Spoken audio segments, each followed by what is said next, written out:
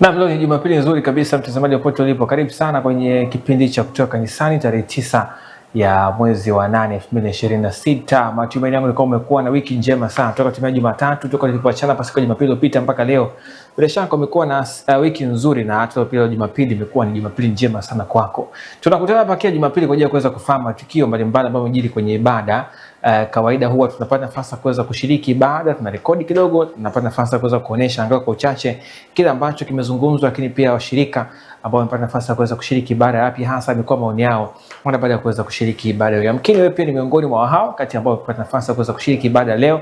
Unaweza kutuambia kile ambacho umejifunza katika kanisa ambao umekwenda kupitia namba ambayo inapita hapo chini ya TV yako kwako, ukaniambia umeabudu wapi leo na nini hasa ambacho umejifunza, ukapata nafasi ya kuweza kutufahamisha kwa pamoja. Mimi Naibu Shimba, tutakuwa sote kuanzia mwanzo mpaka mwisho, na moja kwa moja tuanzie kwenye kanisa la kwanza ambapo tupata nafasi ya kuweza kushiriki ibada kwa siku hii leo kutokea hapa Dar es Salaam.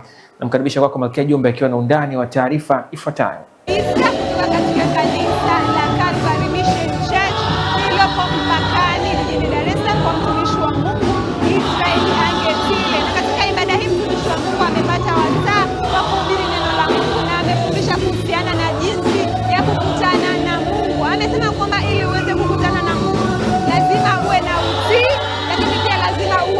Dhambi ili uweze kumuona Mungu. Lakini pia amesema kuna baadhi ya faida ambazo unakutana nazo ukiwa unatamani kumuona Mungu. Amesema kwamba kuna baadhi ya changamoto zako unaweza ukajibiwa, lakini tofauti na changamoto majibu yako yataweza kujibiwa. Tuungane na mtumishi wa Mungu kwa ajili ya kusikiliza undani wa mambo haya.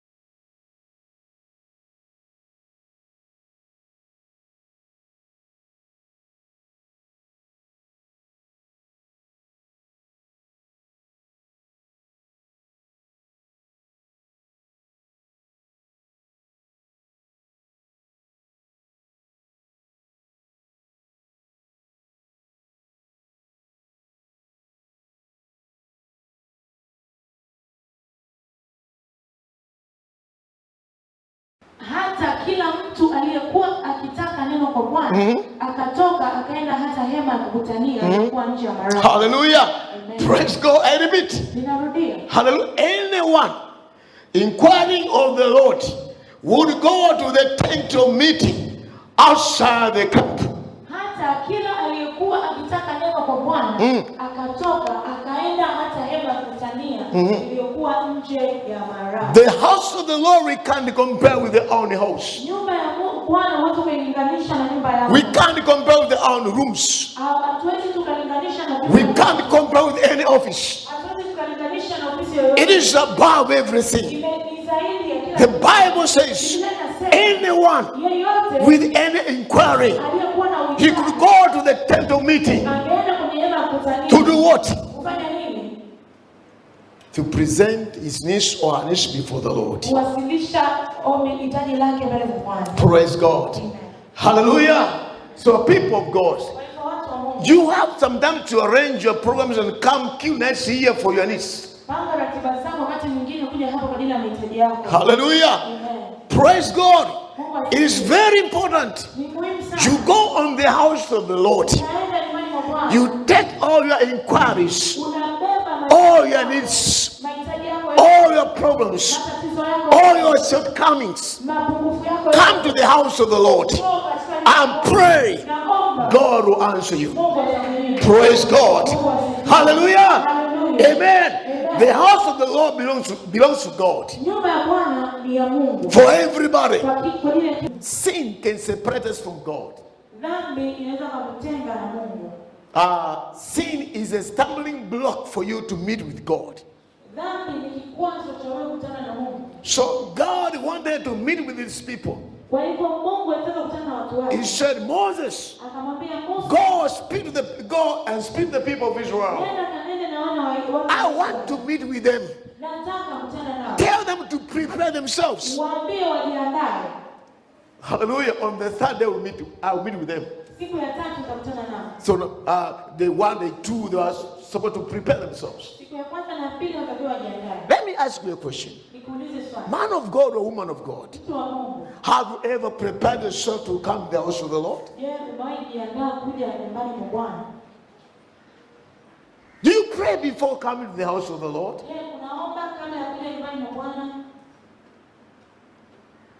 Or you just take for granted? We must prepare ourselves before coming to the house of the Lord. Prepare ourselves from at home. Ask the Lord God that God, I'm going to your house. Sanctify my soul. Purify my spirit. Forgive my sins, O Lord. I want to meet with you. So God spoke to these people. He said, Moses, go and tell the people of Israel to prepare themselves. I want to meet with them. Our God is the Holy God. He's a consuming fire. He wants to meet with us. Prepare yourself, man of God or woman of God. Baada ya kusikiliza na kutafakari jinsi ya kukutana na Mungu, ikiongozana na kwamba utii inaweza kutufanya kabisa tukutane na Mungu, nilizungumza na baadhi ya waumini wakashuhudia ni kwa namna gani wanaweza kukutana na Mungu kupitia mafundisho aliyofundisha mtumishi wa Mungu Pastor Israel Angetile. Bwana Yesu asifiwe. Kwa majina naitwa Milka Constantine Fabian. Namshukuru Mungu nimehudhuria leo katika ibada Calvary Mission na tumehudumiwa na pastor wetu Pastor Israel. Namshukuru Mungu pia kwa somo la leo tumejifunza kuhusu kukutana na Mungu, ambapo tumeona kitu kikubwa kinachofanya tukutane na Mungu ni kuwa obedient kwa Mungu, kumfanyia Mungu ibada. Na tunapoenda kwa Mungu kufanya ibada tuwe wanyenyekevu. Tunyenyekee tukijua kwamba yeye ndo Mungu na anastahili ibada yetu. Na pia tukaona ibada ya kuwa wanyenyekevu na kukaa katika hema ya Mungu ni tunafanyika kuwa watoto wa Mungu na tunakuwa na ushirika wa Mungu. Tukasoma katika kitabu cha Peter, tukasoma Petro wa kwanza, ambapo tumeona neno la Mungu linatuambia kwamba tutafanyika kuwa wateule, tutakuwa watoto wa milki ya Mungu. Kwa sisi ni watu wa milki ya Mungu kwa sababu tuna ushirika na Mungu kupitia ibada na kukaa katika hema ya Mungu. Barikiwe. Bwana Yesu asifiwe. Kwa majina naitwa Samuel Kaliege. Kutoka kanisa la Calvary Mission Church Dar es Salaam. Ibada ya leo tumejifunza namna ya kukutana, jinsi ya kukutana na Mungu. Kwanza kabisa ili kukutana na Mungu lazima kwanza mtu uwe na utii. Utii ndio unamfanya mtu aweze kukutana na Mungu. Lakini pia kitu cha pili, ili kukutana na Mungu lazima uwe mnyenyekevu. Unyenyekevu siku zote ndio unamfanya Mungu aweze kukutana na mtu. Pale ambapo mtu anakuwa mnyenyekevu, Mungu anaweza kumfundisha mambo mbalimbali na mambo mengi na akakutana naye. Haleluya. Bwana Yesu asifiwe. Kwa majina naitwa Lilian Malata. Katika ibada ya siku ya leo nimejifunza kwa habari ya kukutana na Mungu. Katika Biblia tunaona kipindi ambacho Musa ilibidi akutane na Mungu. Binafsi inabidi kuwa unakuwa obedient fully and not partially. Mtumikie Mungu sawa sawa. Ukimtumikia Mungu fully, Mungu pia anakutana na wewe. Amina. Bwana Yesu asifiwe. Naitwa Mariam Emmanuel kutoka kanisa la Calvary Mission Assemblies Church iliyoko Mlalakuwa, Dar es Salaam. Katika ibada siku ya leo nimejifunza kukutana na Mungu. Kitu cha kwanza ambacho ni muhimu ili kitusaidie sisi kukutana na Mungu ni kuwa watii mbele zake. Na kikwazo kikubwa cha kutufanya sisi kutokutana na Mungu ni dhambi. Kwa kitu pekee ambacho kinaweza kutufanya tukashindwa kukutana na Mungu hasa katika mahitaji yetu ni kutenda dhambi. Mtumishi wa Mungu ameweza kuzungumza mambo mengi sana. Kwa hiyo limebaki jukumu moja tu, ni jinsi sisi ambao tunaweza tukafanya mambo mengi kwa ajili ya kumuona Mungu, kwa sababu amefundisha jinsi ya kukutana na Mungu. Na naamini kwamba siku ya leo umeweza kujua jinsi gani unaweza kukutana na Mungu. Haijalishi unapitia mambo gani mengi, lakini ukikutana na Mungu yote yatajibiwa. Basi hii ni ripoti ya kutoka kanisani. Langu jina ni Malkia Jumbe, bila kumsahau mpiga picha Edward Mavindi.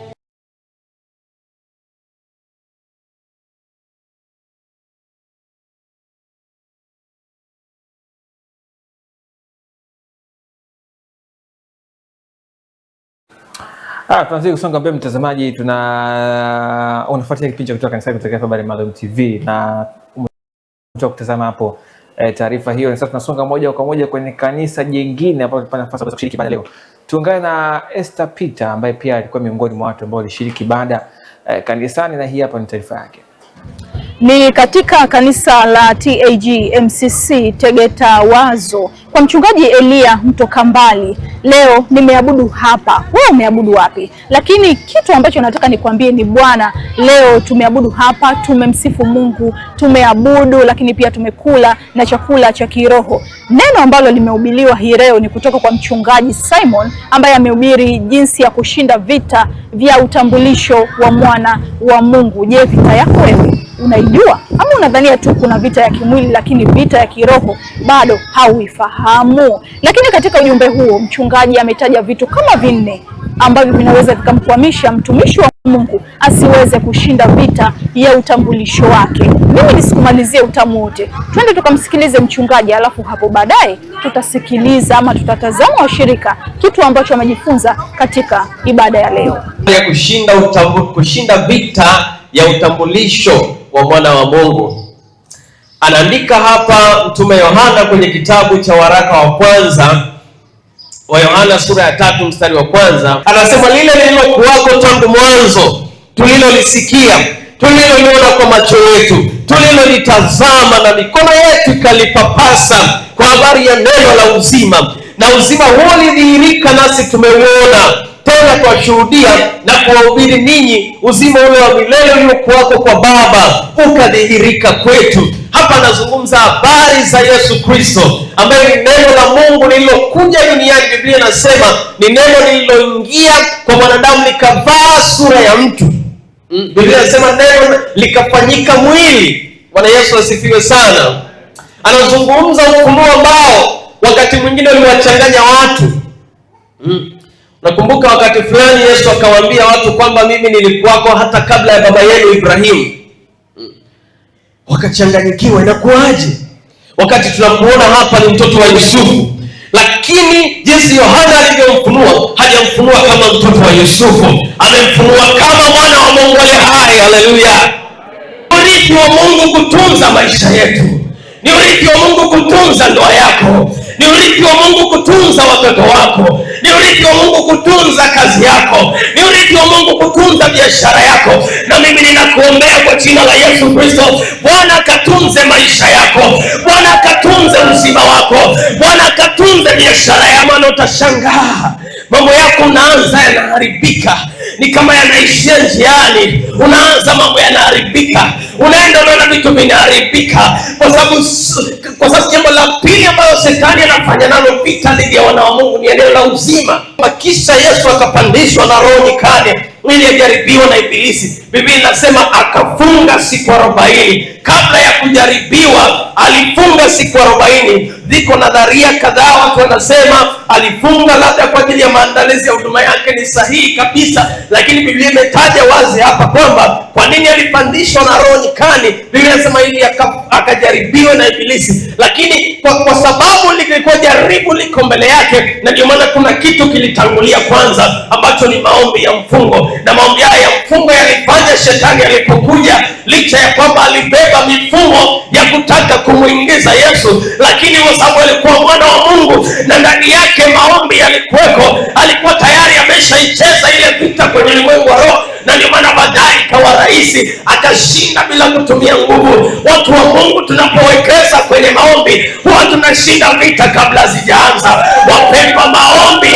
yanashinda kuna vita kabla sijaanza. Ninamtia moyo mtu mmoja mchana wa leo, anza kuomba juu ya maisha yako, badilisha mfumo wa maisha yako, jenga mfumo wa maombi. Ziko vita zinainuka juu ya wana wa Mungu, lakini mtu yeyote aliyewekeza maisha yake kwenye maombi, vita huwa inapiganwa kabla haijaanza. Nitaomba nikiwa na njaa, nitaomba nikiwa nimeshiba, nitaomba nikiwa na kiu, nitaomba nikiwa sina kiu, nitaomba nikiwa na pesa, nitaomba nikiwa sina pesa, nitaomba nikiwa na kazi, nitaomba nikiwa sina kazi, nitaomba nikiwa na furaha, nitaomba nikiwa na huzuni. Siombi kwa sababu ya tukio, ila ninaomba kwa sababu ni kanuni ya mwana wa Mungu kuomba, na mwana wa Mungu anayeomba ashindwi na ibilisi. Ninatamka mchana wa leo,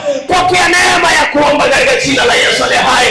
Mnafikiri Yesu alishinda tu pale wakati anaongea na shetani? Hapana, alishashinda kwenye siku 40 za maombi. Na mimi ninakutia moyo, endelea kuomba, usiache. Hata kama huoni vitu vinatokea, endelea kuomba. Baada ya neno la Mungu kumalizika, nikaamua kupiga story na waumini wawili watatu kujua wao wamejifunza nini katika ujumbe wa leo ambao mtumishi wa Mungu Simon amehubiri. Twende pamoja tukasikilize, na wewe pia ujifunze pamoja nao.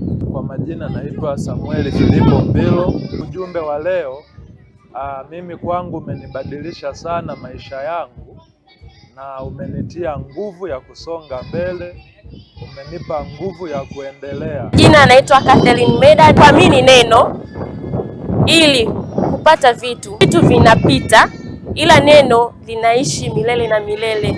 Hali ya maombi na watu wa maombi wanatakiwa kuwaje, na sisi tuliookoka tunatakiwa tuishi vipi katika hii dunia.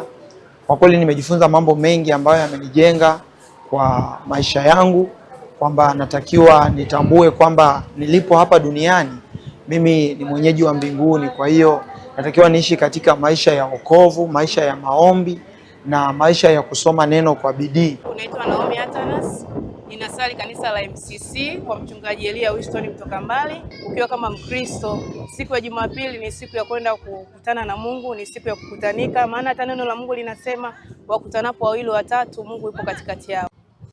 Nilipataga ajali moja Singida pale kwa Mahela. Nakumbuka gari ilivingirika karibini kama mara 5 hivi. Sasa nimejifunza leo kwamba kuaga Mungu anatushindia kwenye zile vita ambazo tunazipitia. Kitu ambacho nimetoka nacho hii leo katika ibada hii ni kwamba sisi ni wa Mungu, hivyo tunatakiwa kuishi kama Mungu anavyotaka, maana sisi ni wana wa Mungu. Mimi nimeabudu hapa katika kanisa la TAG MCC kwa mchungaji Elia kutoka mbali. Wewe umeabudu wapi?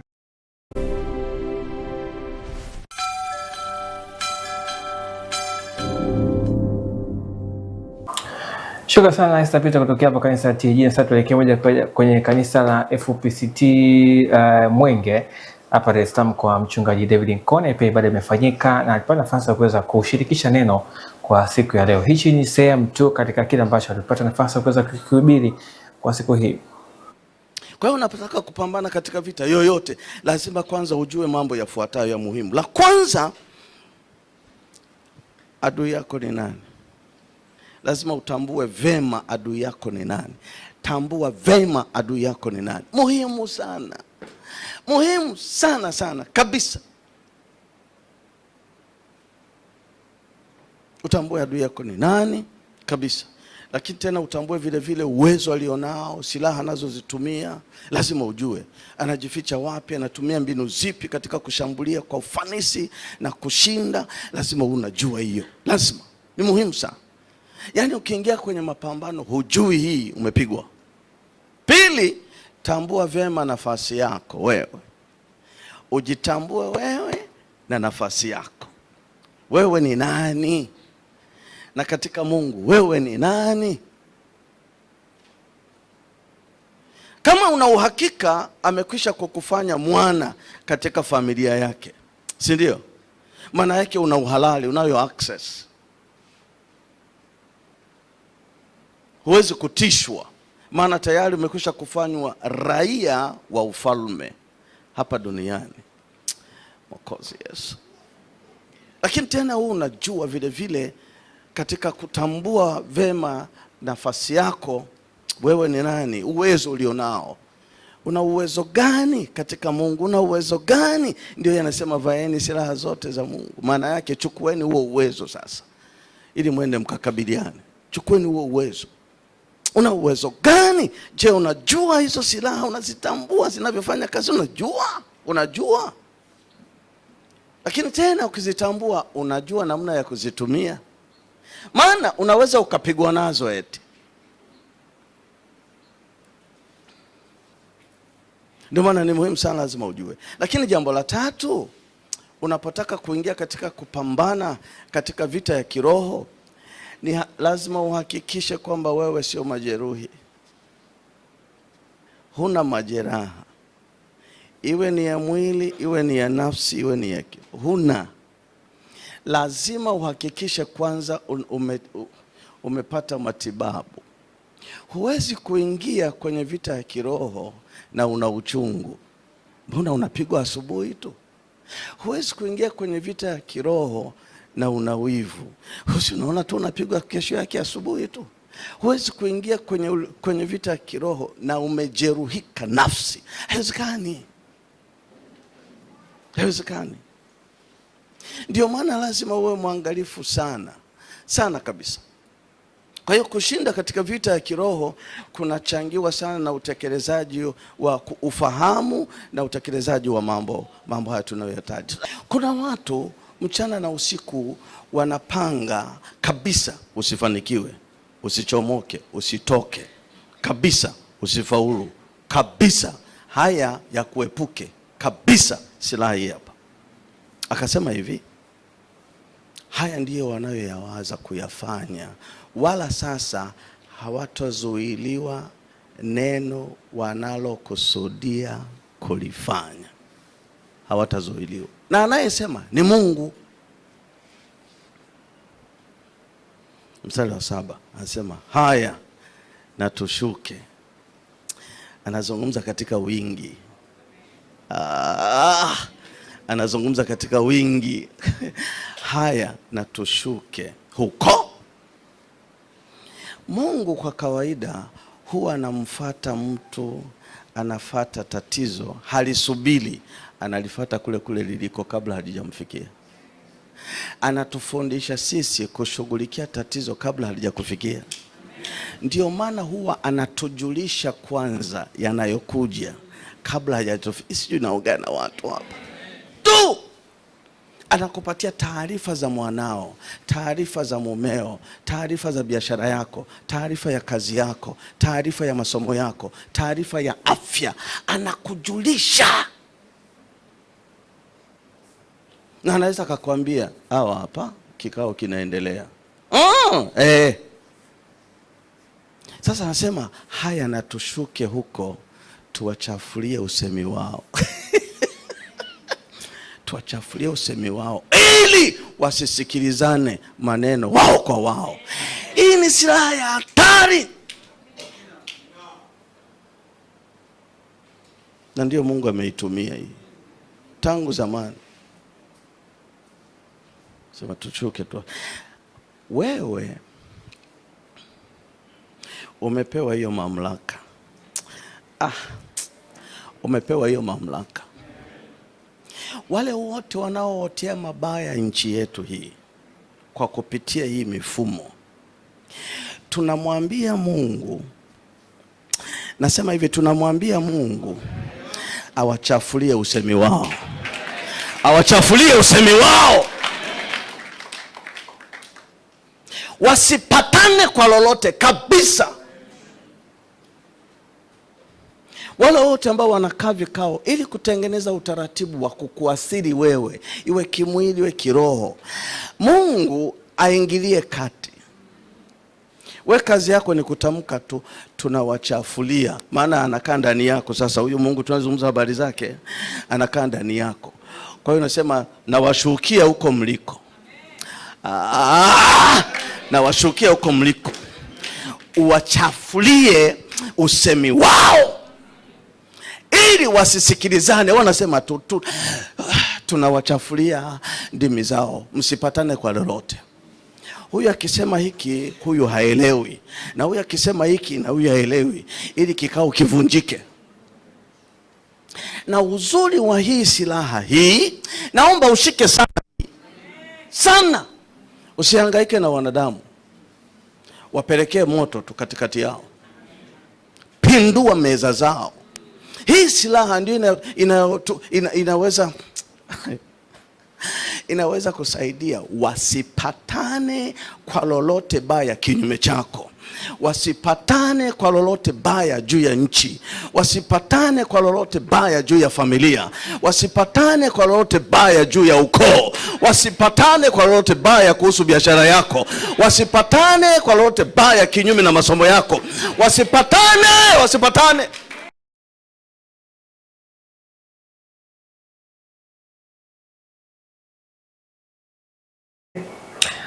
Ni kile ambacho alikihubiri mchungaji huyo Daktari David Nkone kutokea pale kanisani FPCT Mwenge hapa Dar es Salaam. Haya bwana, tutoke hapo tuelekee sasa kanisa lingine la FPCT Mwahu kule mkoani Manyara. Tunaye mwanahabari wetu kule na yeye ameamua kutuletea taarifa ifuatayo. Ni Amos Mbogo, huyo ameamua kututumia taarifa ifuatayo. Mshiriki baada pale FPCT Mwahu, na hii hapa ni taarifa yake.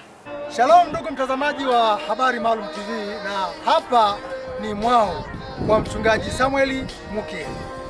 Na leo tumekuwa na ibada nzuri iliyoambatana na usimikaji wa wainjilisti, na amehubiri mchungaji Samuel Irunde. Sasa nimefika hapa ili kukusanyia yaliyojiri katika kanisa hili la FPCT Mwahu. Bwana Yesu asifiwe. Mafundisho yetu ya leo ninataka tuongelee juu ya watu ambao Mungu atakuletea ili maono yako yaweze kutimia.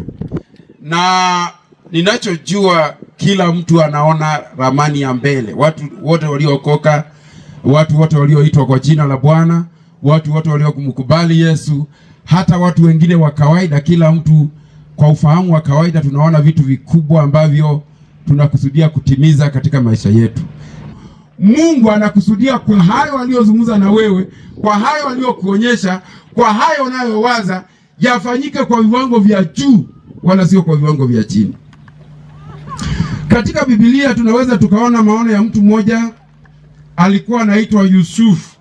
Ukisoma habari zake katika Mwanzo mlango wa 37, mlango wa 39, 40, 41 na kuendelea, tunaona maono ya huyo mtu anaitwa Yusufu.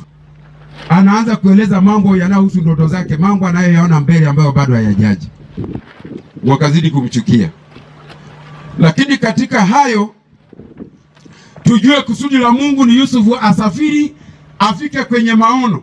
Mazingira yalikuwa ni magumu, lakini mbele yake anaona mambo makubwa ambayo yako mbele yake. Hayo tunaona Yusufu anaiona ndoto yake na mambo yatakayotimia. Sasa katika ndoto hiyo tuiweke kama ni point A, lakini anasafiri anakwenda kwenye point B ambayo iko mbali. Na hapa katikati lazima atakutana na vitu vya aina mbalimbali ambavyo vingine vinafanya kama kuzuia, vingine vinafanya kama kupoteza, vingine vinafanya kama kumchanganya, lakini lengo afikie kwenye maono yake. Wako watu hapa wameongea na Mungu. Wako watu wamesikia sauti ya Mungu. Pengine una miaka 3, una miaka 4, wengine wana miaka 10 hawajapata kiongozi mzuri wa kuwasaidia kwenye maono yao. Wakati Samueli anaachwa katika nyumba ya Mungu, ni kijana ameanza kumtumikia Mungu. Mungu akaamua kusema na kijana mdogo Samueli. Wakati alipokuwa anamuita Samueli azungumze naye, Samueli akiwa katika nyumba ya Mungu anasikia sauti ya Mungu ikiita Samueli, Samueli. Alikuwa bado hajui, ni mtoto mchanga. Hata kama yuko vizuri rohoni, hata kama Roho Mtakatifu anasema naye, hata kama anatumiwa kwa viwango vya juu, lakini alikuwa bado hajui sauti ya Mungu inavyoongea na watu. Ninaongea juu ya baba wa kiroho. Akakimbia kwa mzee akamwambia, mbona uliniita? Yule mzee akamwambia, hapana, sija kuita, nenda kalale. Ile tu amekwenda usingizi wa kwanza nasikia sauti tena. Samueli, Samueli, anakimbia tena kwa mzee. Anamwambia, mbona uliniita? Mzee Eli alikuwa ni mtu mzima, anajua vile Mungu anavyoongea na watumishi wa Mungu. Akamwambia hivi, akajua huyu mtoto Mungu anaongea naye. Akamfundisha na mwelekeza hivi, nenda kalale, ukisikia anaita tena usipate wasiwasi, usije kwangu, mwambie nena Bwana, maana mtumishi wako anasikia. Samueli akarudi mahali pake. Ile tu amelala anasikia sauti, Samueli, Samueli. Ameshafundishwa na baba wa kiroho, ameelekezwa na baba wa kiroho, ametulizwa na baba wa kiroho, amepata msaada kwa baba wa kiroho. Anasema mimi niko hapa Bwana, nena maana mtumishi wako anasikia. Ndipo Bwana akaanza kuongea na Samueli mambo yanayohusu taifa la Israeli. Kilichofanya afanikiwe ni kwamba alikubali kulelewa. Tuna watu leo makanisani hawataki kulelewa. Yaani ndugu yuko juu, anataka akanyage kila mahali. Tungeangalia habari ya Timotheo alivyokuwa akilelewa na Paulo. Anamfundisha kijana wake vizuri, anamwelekeza mambo. Watu kama hao wanaonekana ni wabaya sana, lakini wazuri sana. Watu wanayekudharau, watu wanaokubeza, watu wanaokupiga vita, watu wanaokuchukia ni wazuri mno kwenye utumishi wako. Wanakufanya uimarike vizuri sana. Yusufu anasema ninyi mlikusudia mabaya, lakini Mungu alikusudia mambo mema. Yaani yale maono yake aliyoyaona yalikuwa ni mema na Mungu alikusudia yatimie, lakini kuna watu katikati walimletea kama challenge kidogo, walimletea kama upinzani, walimletea kama kumuumiza, walimletea kama kumpinga. Ndio anawaambia ninyi mlikusudia mabaya, lakini Mungu alikusudia mema. Maono ulionayo shirikisha watu wengine. Halo? Jaribu kuangalia watu wazuri wa kushirikisha maono. Wako watu wazuri, sisemi wabaya, wako watu wazuri watakayobeba mzigo pamoja na wewe. Bwana Yesu asifiwe. Kwa majina ninaitwa Emmanuel Kidaha Bajuta. Kiukweli ibada la leo ni ibada la aina yake. Amehubiri mchungaji kiongozi Samueli Irunde, akihubiri somo lililobeba kichwa chenye kusema kwamba watu ambao Mungu atakupa ili wakufikishe katika maono. Kwa hiyo ndugu watazamaji, niseme kwamba Mungu abariki nikitokea kanisa hili la FPCT Mwao. Asanteni sana. Bwana Yesu asifiwe. Ndugu watazamaji, kwa majina yangu naitwa Raeli Kingu kutoka kanisa la FPCT Gehandu. Mchungaji wangu ni Samueli Mukia. Ninamshukuru Mungu kwa sababu ya ibada ya leo. Leo tulipata ujumbe kutoka katika neno la Mungu kwa kiongozi Samueli Irunde. Ninasema Mungu awabariki. Asanteni sana. Bwana Yesu asifiwe. Ndugu watazamaji, hapa nilipo niko Kihandu, kanisa la mahala Kihandu, kwa mchungaji kiongozi Samueli Mukia. Leo tulikuwa na ibada ya usimikaji wa injilisti kanisa la mahala Kihandu. Tulipata neno la mahubiri kutoka kwa mchungaji kiongozi kanisa la mahala Itaja, ndugu Samuel Irunde. Amefundisha juu ya watu watakao kubeba kwenye maono yako. Neno hilo kweli lilitubariki, limetutia moyo, tumefarijika. Nami kama mchungaji wa kanisa la FPCT Dirima, ninamshukuru Mungu kwa mafundisho ya mchungaji kiongozi wa kanisa la mahala Itaja hapa kanisa la mahala Kihandu. Na Mungu awabariki ndugu watazamaji.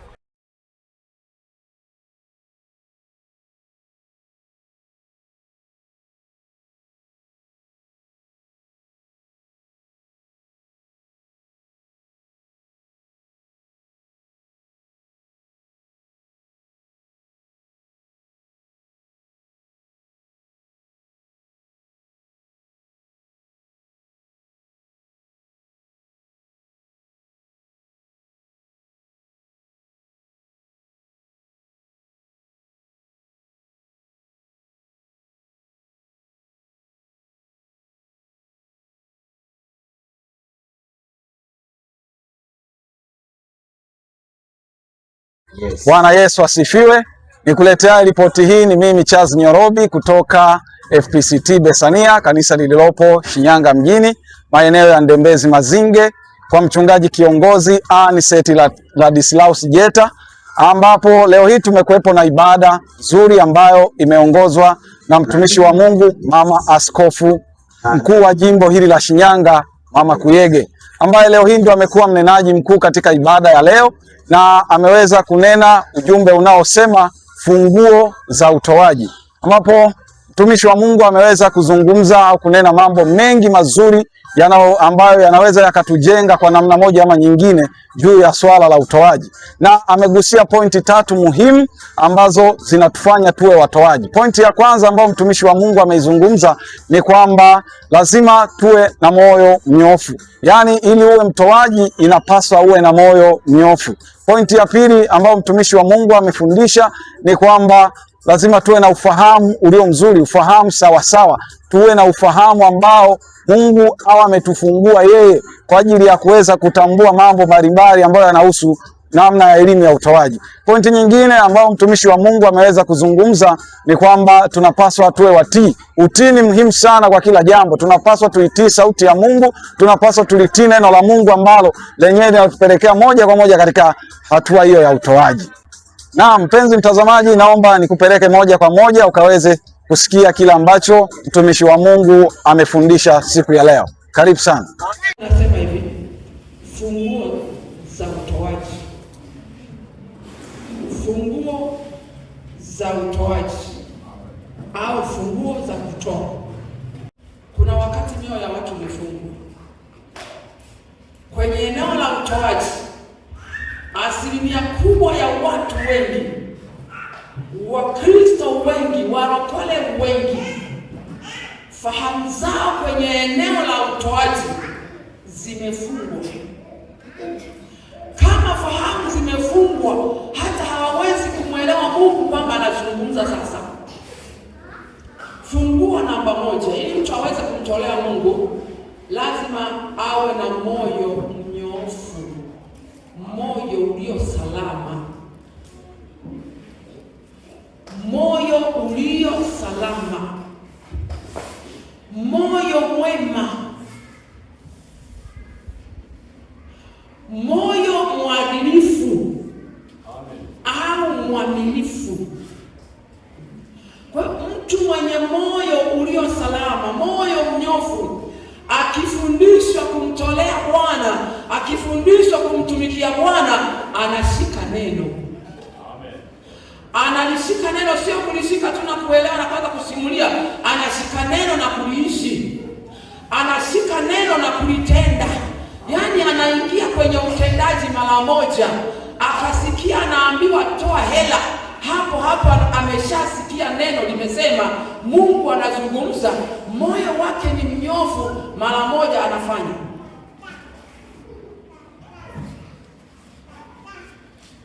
Huyu mtu mwenye moyo mnyofu anapofundishwa, anaposikia sauti ya Mungu, anapokea kisha kufanyia kazi mafundisho. Kuwa na ufahamu.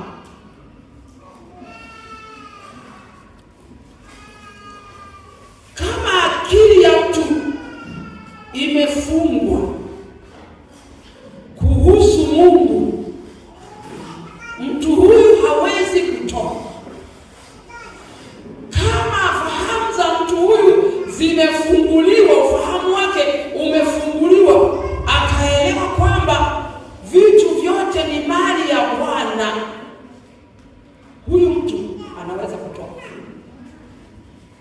Kwa hapo, ili mtu atoe vizuri, inategemeana na ufahamu wake umefunguliwaje, anamuelewaje Mungu.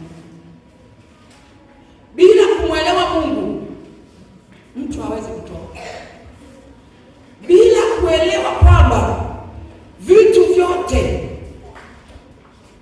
vinavyoujaza ulimwengu ni mali ya Bwana, yeye mwenyewe mwanadamu, yaani mimi ni mali ya Bwana.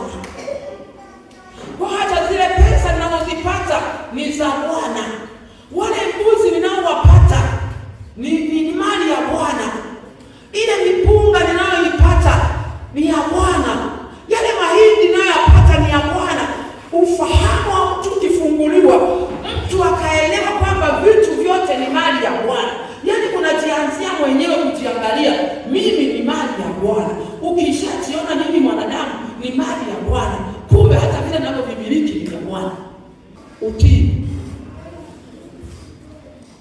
ukikosa utii, wakati Mungu anazungumza jambo juu yako, mtu akakosa utii, hawezi kutoka kwa mtu. Asipokuwa na utii hafanyi. Tumemuona hapa Ibrahimu alikuwa anaambiwa swala la kutoa. Ibrahimu hakuambiwa kwenda kuhubiri Injili.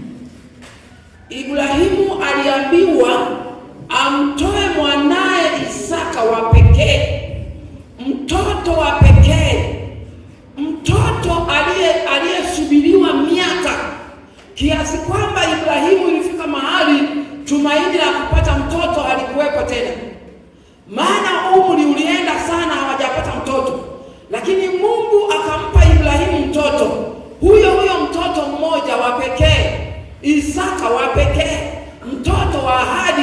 Mungu anamjaribu. Biblia inasema Mungu akamjaribu Ibrahimu, akamwambia umtoe mwanaye wa pekee Isaka awe sadaka. Ibrahimu alikuwa na nidhamu kubwa sana kwa Mungu. Sio kama hivi leo, kama ule mfano nimekuambia, Mungu anakuambia utoe hiki hapa, wewe unaanza kumpangia Mungu unataka kutoa. Kwa Ibrahimu alikuwa na uwezo wa kusema nina kondoo 20, nitazipeleka hizo zote nikazitoe sadaka, ila Isaka asiguswe. Lakini Ibrahimu kwa sababu alikuwa anamtii Mungu, Ibrahimu hakupiga kelele katika hilo.